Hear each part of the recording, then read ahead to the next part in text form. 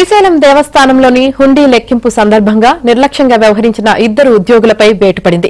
హుండీ లెక్కింపు సందర్భంగా నగదును లెక్కించి నాణేలను అక్కడే వదిలేసి వెళ్లిన ఇద్దరు ఉద్యోగులను విధుల నుంచి తొలగిస్తూ ఈవో శ్రీనివాసరావు ఉత్తర్వులు జారీ చేశారు. లెక్కింపు అనంతరం నాణేల సంచిని గుర్తించిన సెక్యూరిటీ సిబ్బంది దేవస్థానం క్యాషియర్ కార్యాలయానికి తరలించారు. తన సిబ్బందితో విచారణ చేపట్టిన ఈవో విధుల్లో నిర్లక్ష్యంగా వ్యవహరించిన ఇద్దరు ఉద్యోగులపై వేటు వేశారు.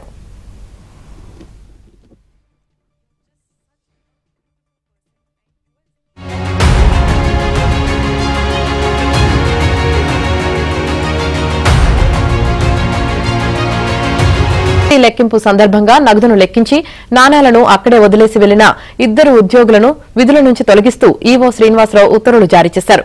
లెక్కింపు అనంతరం నాణేల సంచిని గుర్తించిన సెక్యూరిటీ సిబ్బంది దేవస్థానం క్యాషియర్ కార్యాలయానికి తరలించారు.